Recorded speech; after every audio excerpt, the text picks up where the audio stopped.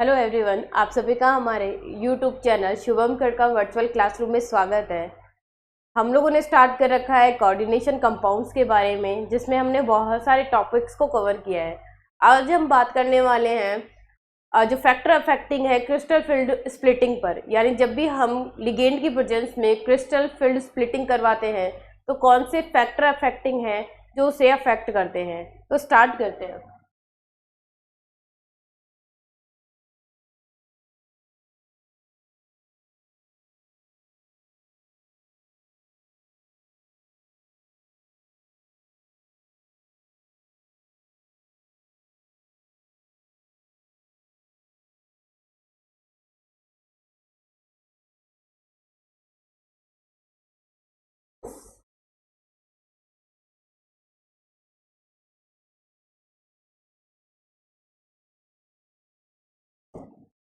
बात करते हैं factor affecting of crystal field parameters, यानी कुल मिला के हम यहाँ पे बात करेंगे डेल के बारे में। अब ये डेल क्या है, तो डेल की बात करें तो ये है क्रिस्टल फील्ड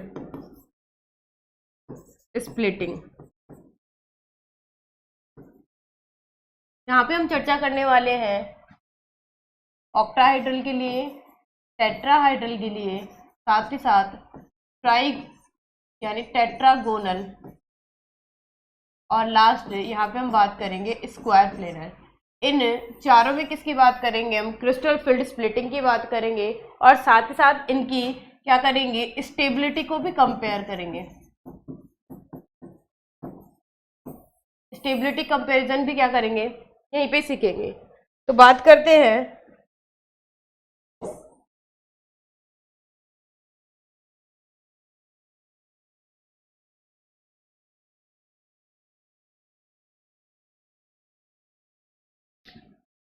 सबसे पहले बात करें तो क्रिस्टल फील्ड स्प्लिटिंग क्यों होती है।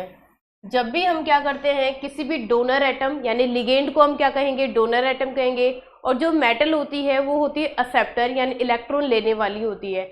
जब भी ये दोनों एक दूसरे के इंटरेक्शन करते हैं तो इनके बीच में क्या होता है, रिपल्शन क्रिएट होता है, जिसकी वजह से क्या होगा, क्रिस्टल फील्ड स्प्लिटिंग होगी। तो क्या कहा है यहाँ पे, repulsion in between central atom and donor atom of the ligand, और इसकी वजह से क्या होगा, रिपल्शन अगर इंक्रीज हो रहा है, बढ़ रहा है, तो ऐसे में क्रिस्टल फील्ड स्प्लिटिंग भी क्या होगी, इंक्रीज होगी।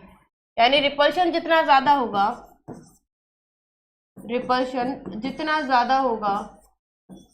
क्रिस्टल फील्ड स्प्लिटिंग जिसे मैं डेल से शो कर रही हूँ वो भी क्या होगी, उतनी ही ज्यादा होगी। ये हो गया इस पॉइंट का मतलब। अब कुछ फैक्टर हैं जो इस क्रिस्टल फील्ड स्प्लिटिंग को क्या करते हैं, अफेक्ट करते हैं। सबसे पहले क्या है, nature of central atom. Nature of central atom का मतलब है जो भी कॉम्प्लेक्स हमने कोऑर्डिनेशन कंपाउंड लिया है उसमें जो सेंट्रल एटम है उसकी नेचर कैसी है। नेचर का मतलब है उसकी ऑक्सीडेशन स्टेट कैसी है। उसके अलावा बात करें कि वो कौन से वाले पीरियड की क्या है, मेटल है, 3D की है, 4D की है, 5D की है, ये सारी बातें क्या करती है, अफेक्ट करती है। नेक्स्ट बात करते हैं ज्योमेट्री ऑफ द कॉम्प्लेक्स के बारे में।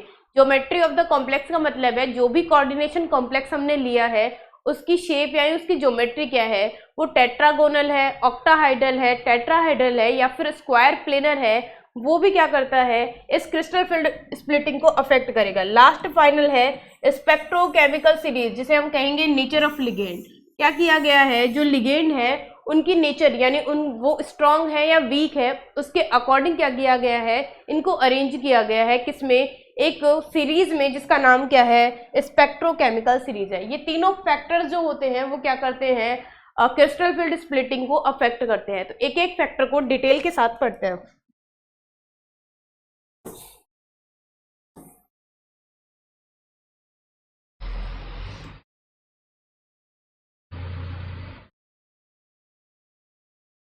सबसे पहले बात करते हैं नेचर ऑफ सेंट्रल एटम, यानी जो सेंट्रल एटम है उसकी नेचर कैसी है।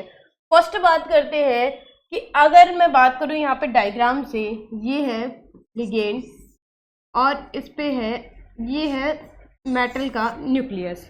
नेक्स्ट बात करें तो सेकंड ये है, ये क्या है, और एक डायग्राम कुछ इस तरीके से, ये क्या है, यहाँ पे पॉजिटिव चार्ज है, ये है न्यूक्लियस ऑफ मेटल। जो मेटल लिए हैं हमने, यानी जो भी कॉम्प्लेक्स लिया है उसमें जो मेटल है उसका न्यूक्लियस है, और एल डिनोट करता है लिगेंड को, ये शो करेगा किसको, लिगेंड। अब क्या होगा, जैसे जैसे जेड इफेक्टिव बढ़ेगा, जेड इफेक्टिव का मतलब है इस लिगेंड के पास जो इलेक्ट्रॉन डेंसिटी है वो, और इस पॉजिटिव चार्ज के बीच में क्या है, जो भी चार्ज प्रेजेंट है, इन दोनों के बीच में जितना ज़्यादा अट्रैक्शन होगा, किसके बीच में, सेंट्रल एटम और लिगेंड के बीच में क्या होगी, उनके बीच की जो डिस्टेंस है वो उतनी ही क्या होगी, कम होगी। जैसे मैं कहूँ यहाँ पे इनके बीच में अट्रैक्शन सबसे ज़्यादा है क्योंकि इनके बीच की डिस्टेंस क्या है, सबसे कम, यानी जो अट्रैक्शन है, अट्रैक्शन इन्वर्सली प्रोपोर्शनल होगा किसके, डिस्टेंस के, यानी अट्रैक्शन जितना ज़्यादा होगा डिस्टेंस क्या होगी, उतनी ही कम होगी। नेक्स्ट बात करते हैं, अगर ऐसा होगा तो रिपल्शन बढ़ेगा, और अगर रिपल्शन क्या हो रहा है, बढ़ रहा है, तो डेल वैल्यू क्या होगी, इंक्रीज होगी। यानी इसे मैं कहूँ कि जेड इफेक्टिव क्या होगा, जितना ज़्यादा होगा जेड इफेक्टिव, यानी न्यूक्लियस और लिगेंड के बीच का जो अट्रैक्शन है जितना ज़्यादा होगा, क्या होगी, इसकी जो डेल वैल्यू है वो उतनी ही ज़्यादा होगी। ये कंसेप्ट हम लोगों ने बना दिया है। अब नेक्स्ट बात करते हैं कि इस नेचर को कैसे देखेंगे हम।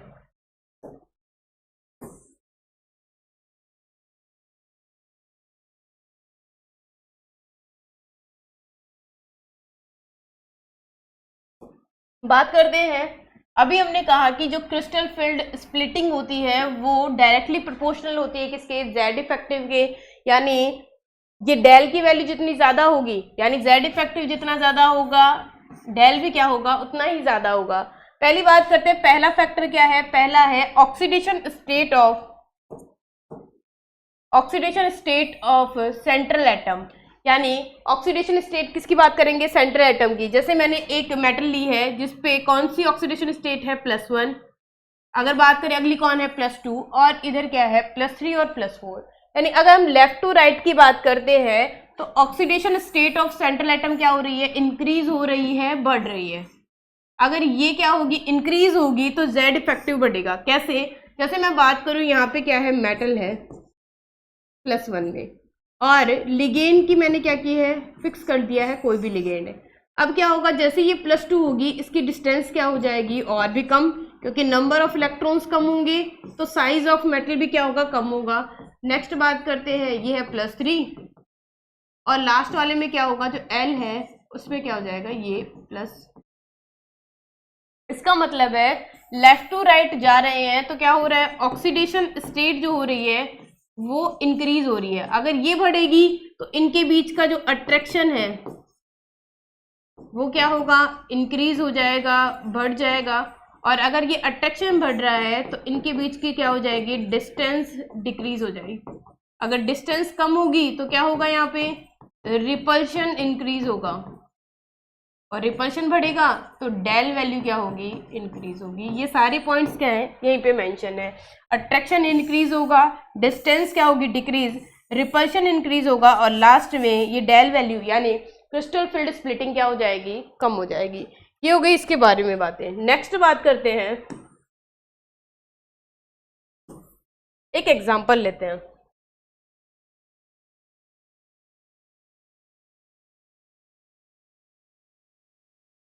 एग्जाम्पल की बात करें, FeCN6 4-, फिर बात करते हैं FeCN6 3-, और एक और ले लेते हैं, वो है निकेल CN6 और 2-। ये 3 कॉम्प्लेक्स लिए हैं। अब इन 3 कॉम्प्लेक्स की अगर हम बात करें तो क्या होगा, अगर इसकी ऑक्सीडेशन स्टेट निकालें तो क्या होगी, जिसकी निकाल रहे होते हैं वो है X। अगर साइनाइड की बात करते हैं तो -1 चार्ज, तो 6 पे होगा -6, और इक्वल होगा क्या, -4 के। X किसके इक्वल हो जाएगा, +2, यानी जो Fe है वो कौन सी ऑक्सीडेशन स्टेट में है, तो +2 ऑक्सीडेशन स्टेट में है।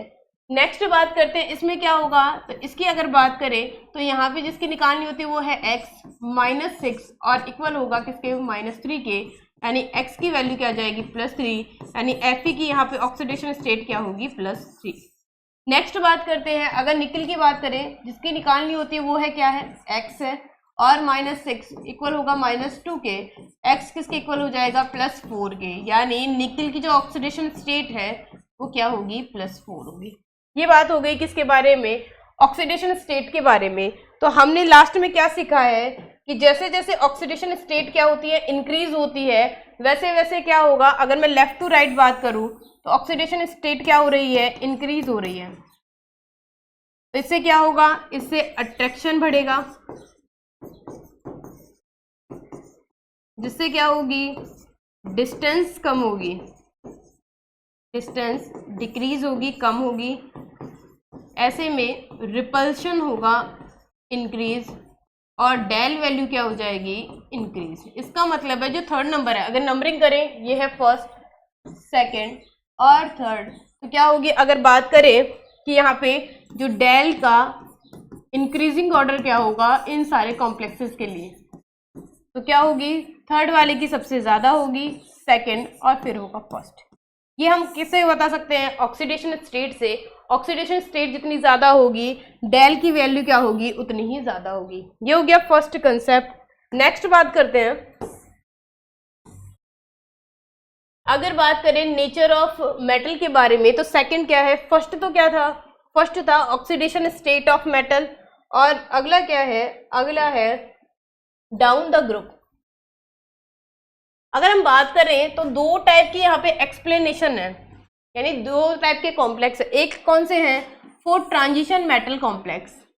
कौन से हैं ट्रांजिशन मेटल कॉम्प्लेक्स, कौन से होते हैं, तो कह दें कि 3D वाले, 4D वाले और 5D मेटल जिनके अंदर इन्वॉल्व होती है, वो सब कैसे होते हैं, ट्रांजिशन मेटल कॉम्प्लेक्स होंगे। नेक्स्ट बात करते हैं फॉर नॉन ट्रांजिशन कॉम्प्लेक्स। इसका मतलब है वो जो कौन से हैं, डी ब्लॉक के नहीं है, वो एस और पी ब्लॉक के हैं, जिन्हें हम मेन ग्रुप एलिमेंट्स कहते हैं।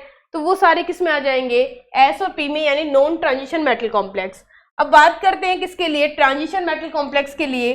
तो अगर 3D, 4D और 5D की बात करें तो अप टू डाउन जाने पर क्या होता है कि जो ट्रांजिशन कॉन्ट्रैक्शन है या फिर लेंथेनाइड क्या है, कॉन्ट्रैक्शन है, इसकी वजह से क्या होता है, जो जेड इफेक्टिव है वो इंक्रीज होता है, बढ़ता है। क्या होगा, अगर मैं डेल वैल्यू की बात करूं तो अगर 3D से 4D जाते हैं तो 30 से 40% क्या होती है, डेल वैल्यू इंक्रीज होती है। सेम अगर हम 4D से कहा जाएंगे 5D में जाएंगे तो भी 30 से 40% क्या होती है, डेल वैल्यू इंक्रीज होती है। इसका मतलब है कि अगर मैं यहाँ पे बात करूँ किसके बारे में, एन क्या है, मेरा प्रिंसिपल क्वांटम नंबर है, यानी अगर बात करूँ 3D के लिए कितनी हो जाएगी एन की वैल्यू, 3D के लिए 3 हो जाएगी, 4D के लिए क्या होगी 4 हो जाएगी, और 5D के लिए क्या हो जाएगी 5। इसका मतलब है एन जो है वो डायरेक्टली प्रोपोर्शनल है किसके, डेल के, यानी एन की वैल्यू यानी प्रिंसिपल क्वांटम नंबर जितना ज़्यादा होगा डेल की वैल्यू क्या होगी, उतनी ही ज़्यादा होगी। ये किसके लिए कंसेप्ट हो गया है, ये ट्रांजिशन मेटल के लिए। नेक्स्ट बात करते हैं नॉन ट्रांजिशन के लिए। तो इनका जो जेड इफेक्टिव होता है ऑलमोस्ट क्या होता है, सेम होता है। इसकी वजह से इनकी जो डेल वैल्यू है वो क्या होती है, डिक्रीज होती है, कम होती है। ये हो गया किसके बारे में, डाउन द ग्रुप जाने पर डेल की वैल्यू पे क्या इफेक्ट पड़ेगा। नेक्स्ट बात करते हैं एक एग्जाम्पल के बारे में।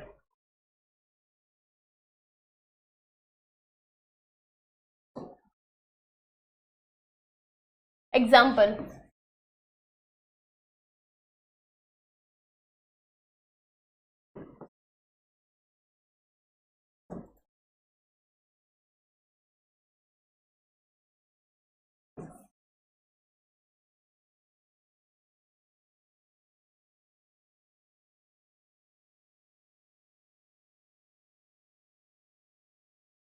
इन कॉम्प्लेक्स की बात करते हैं।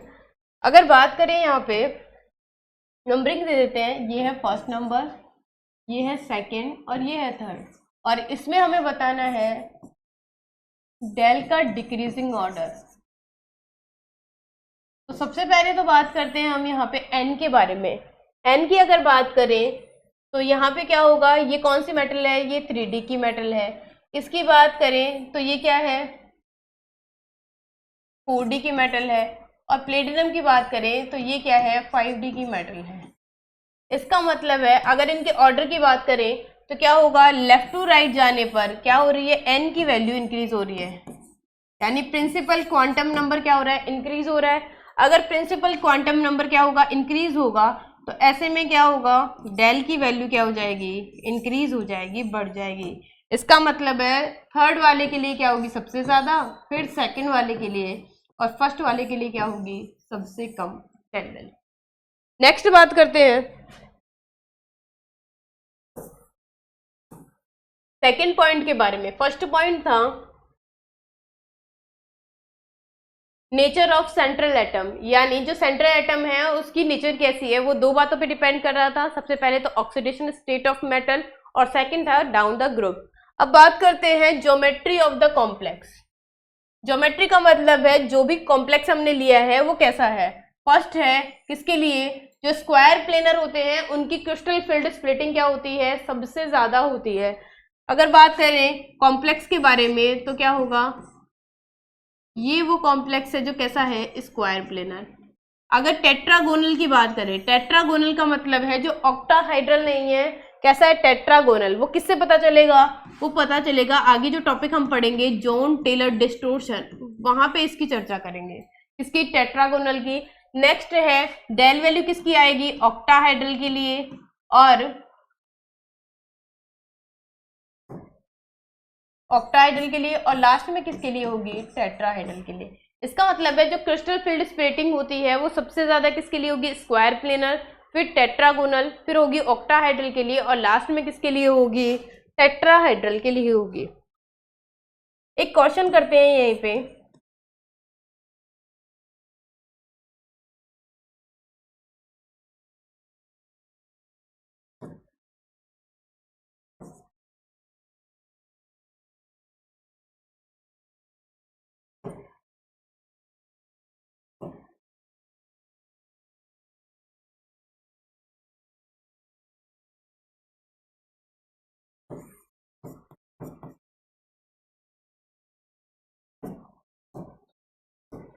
इस क्वेश्चन की बात करते हैं। नंबरिंग देते हैं, ये है फर्स्ट, सेकंड और थर्ड।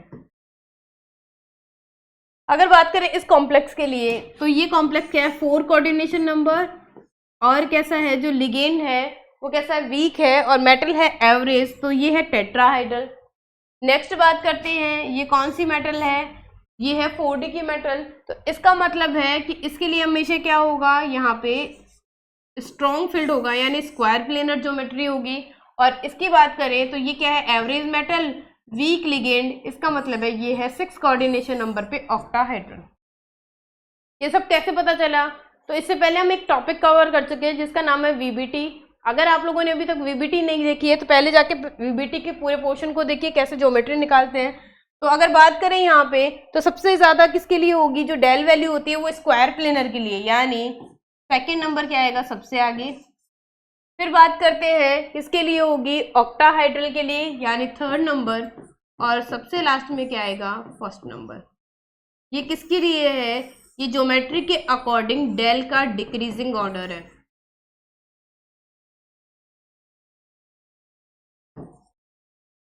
नेक्स्ट बात करते हैं,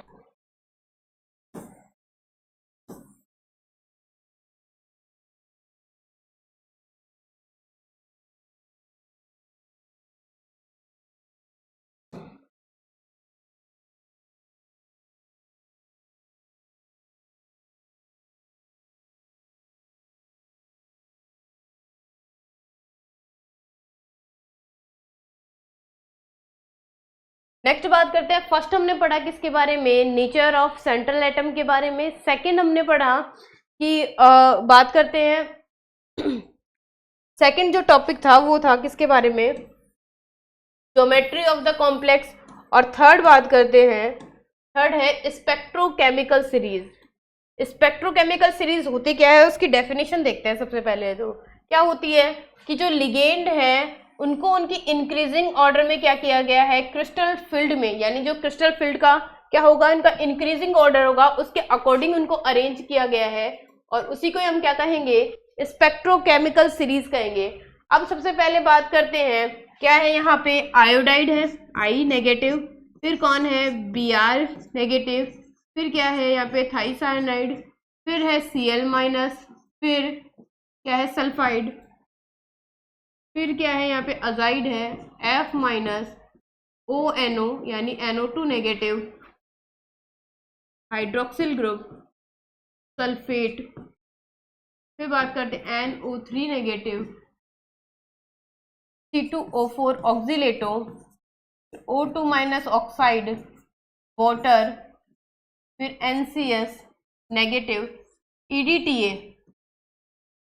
4 माइनस, फिर है अमोनिया, अमोनिया और पिरीडीन का बिल्कुल बराबर लगभग, फिर है EN है एथिलीन डाईअमीन, फिर क्या है बाईपिरीडीन, फिर बात करते हैं फिनोफ्थरीन, नेक्स्ट है NO2 नेगेटिव, फिर है फॉस्फीन, फिर है मैथिल ग्रुप CN माइनस और CO, यानी CN माइनस और CO की क्या है सबसे ज्यादा। अगर बात करें, ये कह रहा है कि आयोडाइड से लेकर वाटर तक सब कौन है वीक लिगेंड है, कहां से लेकर कहां तक, ये कह रहा है कि आयोडीन से लेकर कहां तक वाटर तक, यानी यहां तक ये सब कैसे हैं वीक है। और फिर बात करते हैं NCS माइनस, यानी यहां से लेकर और लास्ट कार्बोनिल तक क्या है, ये सब स्ट्रॉन्ग लिगेंड है, स्ट्रॉन्ग लिगेंड। ये हो गई इनकी चर्चा। अब सबसे पहले एक एग्जाम्पल की बात करते हैं, उससे पहले एक ट्रिक देखते हैं।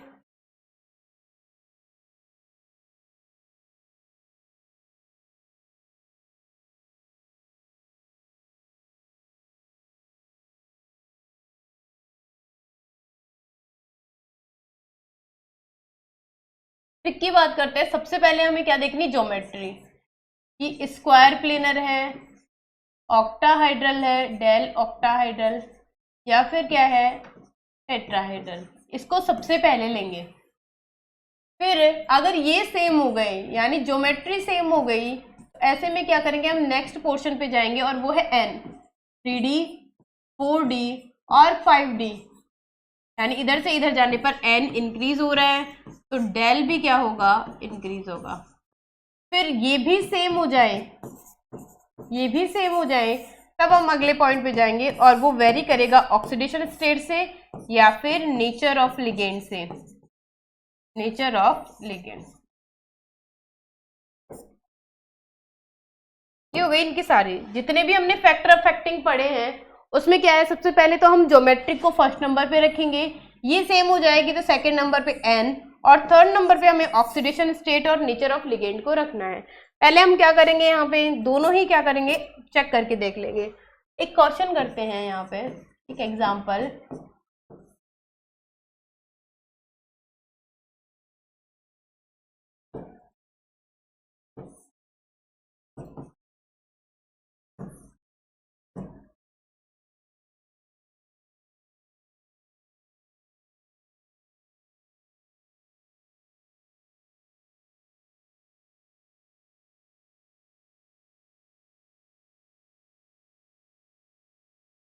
सबसे पहले इनको नंबरिंग देते हैं।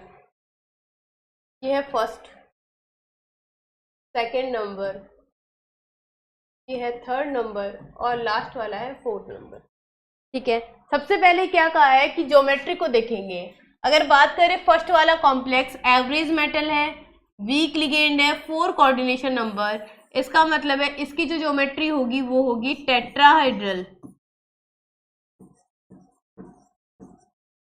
टेट्राहाइड्रल होगी।